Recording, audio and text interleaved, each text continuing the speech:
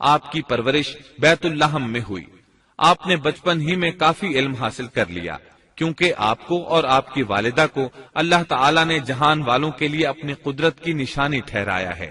علماء کہتے ہیں کہ مریم علیہ السلام بیت اللحم سے بیت المقدس کی طرف منتقل ہو گئیں۔ بیت المقدس کے پاس ایک اونچی جگہ تھی، اس میں پانی کا چشمہ بھی تھا اور پھل بھی تھے۔ عیسیٰ علیہ السلام بڑے ہو گئے، ان میں علم و حکمت اور اصلاح کی علامات واضح ہو رہی تھیں، لیکن ابھی تک آپ کو نبوت نہیں ملی تھی، یہاں تک کہ آپ کی عمر 30 سال ہو گئی۔ تب اللہ تعالیٰ نے آپ کو انجیل عطا فرمائی۔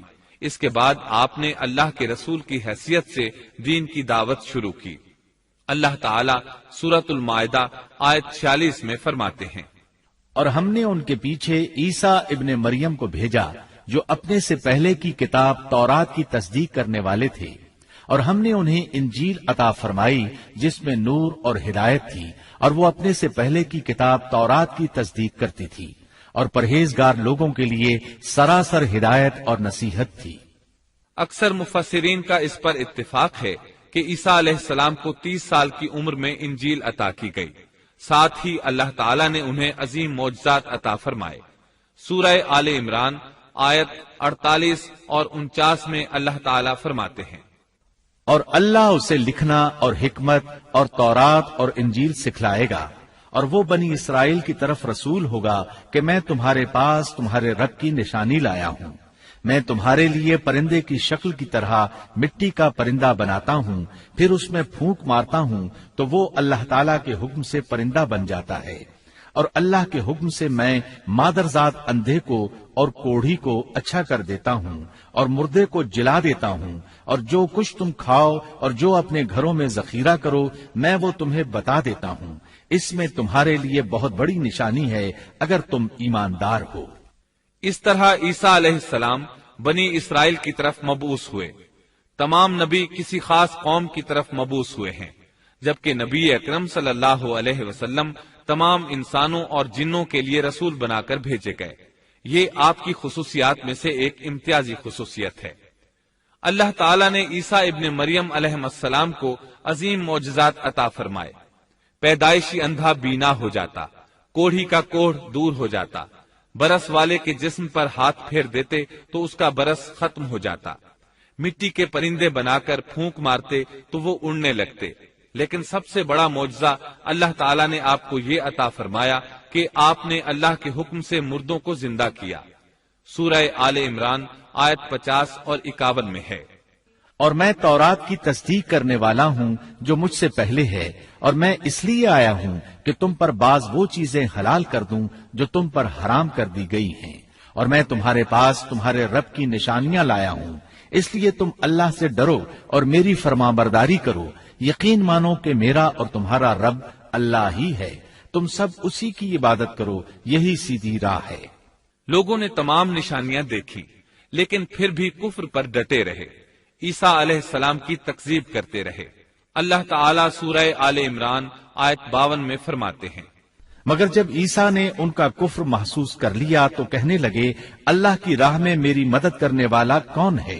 حواریوں نے جواب دیا کہ ہم اللہ کی راہ کے مددگار ہیں، ہم اللہ پر ایمان لائے اور آپ گواہ رہیے کہ ہم تابع دار ہیں۔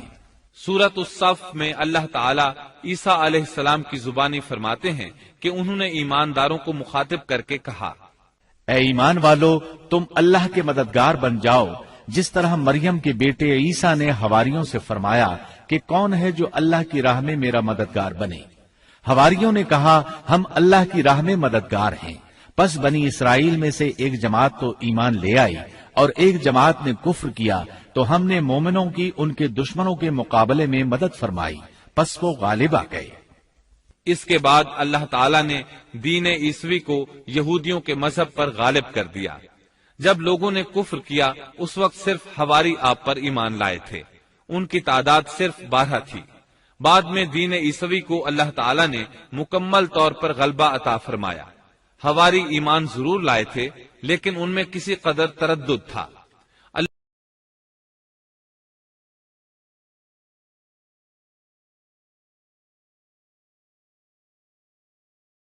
اللہ تعالیٰ سورۃ المائدہ آیت 111 تا 115 میں فرماتے ہیں، اور جب میں نے حواریوں کو حکم دیا کہ تم مجھ پر اور میرے رسول پر ایمان لاؤ، انہوں نے کہا ہم ایمان لائے اور آپ گواہ رہیے کہ ہم پورے فرما بردار ہیں۔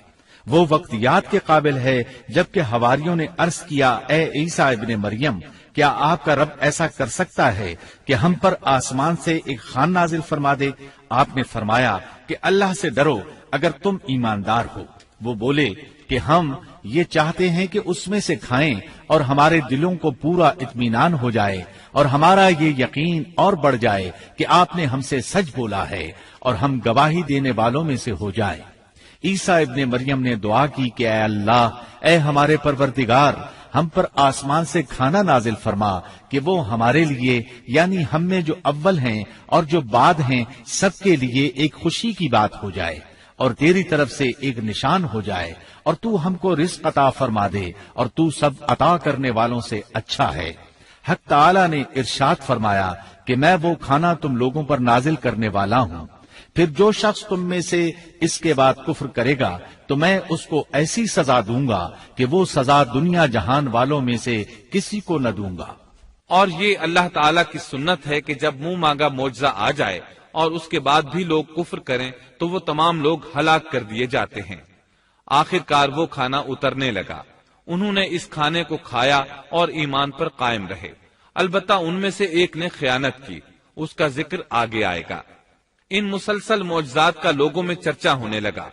یہودی عالموں اور بادشاہوں کو اس بات کی فکر ستا رہی تھی کہ لوگ ان کی پیروی چھوڑ کر عیسیٰ ابن مریم علیہ السلام کے پیروکار بن رہے ہیں، گویا ان کی حکومت ڈگمگا رہی تھی، دنیاوی بادشاہت بھی ہاتھ سے نکل رہی تھی اور دینی امور کی قیادت سے بھی ہاتھ دھونے پڑ رہے تھے۔ یہ صورتحال دیکھ کر یہودی عالم یہودی بادشاہ کے پاس گئے، اسے عیسیٰ علیہ السلام کے بارے میں خوف زدہ کرنے لگے، کہنے لگے وہ خود کو یہود کا بادشاہ خیال کرتا ہے اور دعویٰ کر رہا ہے کہ جلد تم سے بادشاہت چھین لے گا۔ بادشاہ کو اپنی حکومت کی پڑ گئی، اس نے حکم دیا اسے سولی پر چڑھا دو۔ اس وقت سزا کا یہی طریقہ تھا، آدمی کو قتل نہیں کرتے تھے، سولی پر لٹکا دیا کرتے تھے، ہاتھوں پیروں میں کیل ٹھونک دیے جاتے تھے، اسی حالت میں لٹکا ہوا وہ ختم ہو جاتا تھا۔ اس طرح یہودیوں نے عیسیٰ علیہ السلام کے قتل کا پروگرام بنایا۔ یہ آپ کے رسول بننے کے 3 سال بعد کی بات ہے۔ انجیل متی کے مطابق یہودیوں نے جس شخص کو عیسیٰ علیہ السلام کے خلاف ابھارا تھا وہ روم کا گورنر تھا، اس کا نام پونتس پیلاطس تھا۔ اس نے اپنے سپاہیوں سے مل کر عیسیٰ علیہ السلام کو گرفتار کرنے کی سازش تیار کی اور عیسیٰ علیہ السلام کے ایک شاگرد یہودا اسکریوتی کو 30 دینار پر جاسوسی کے لیے تیار کر لیا۔ ان دنوں عیسیٰ علیہ السلام مذہبی تہوار فصح منانے بیت المقدس آئے ہوئے تھے۔ یہاں عیسیٰ علیہ السلام نے کھانا کھایا اور اپنے 11 شاگردوں سمیت شہر سے باہر کتسمنی نامی ایک جگہ پر رات گزارنے کے لیے تشریف لے گئے۔ پھر اپنے شاگردوں سے الگ ہو کر اللہ سے یوں دعا کی، اے میرے اللہ، اگر ہو سکے تو یہ پیالہ یعنی موت مجھ سے ٹل جائے۔ اس کے جواب میں تسلی نازل ہوئی۔ علماء کا اس بات پر اتفاق ہے کہ جب یہودی عیسیٰ علیہ السلام کے شاگرد یہودا اسکریوتی کی یہ رہنمائی پر وہاں پہنچے جہاں عیسیٰ علیہ السلام اور ان کے شاگرد تھے، تو ان لوگوں نے عیسیٰ علیہ السلام اور ان کے حواریوں کا محاصرہ کر لیا۔ عین اسی وقت اللہ تعالیٰ نے عیسیٰ علیہ السلام کو آسمان پر اٹھا لیا اور مخبری کرنے والے عیسیٰ علیہ السلام کے شاگرد یہودا پر عیسیٰ علیہ السلام کی مشابہت ڈال دی گئی۔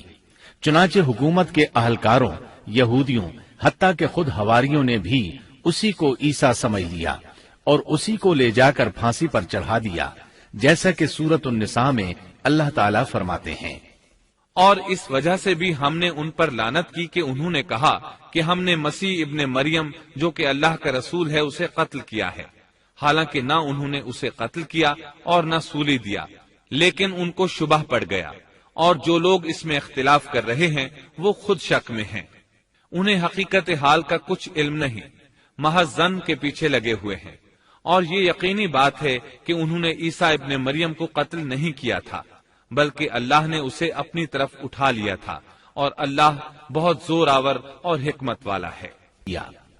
اللہ تعالی نے عیسیٰ علیہ السلام کو قیامت کی ایک نشانی قرار دیا۔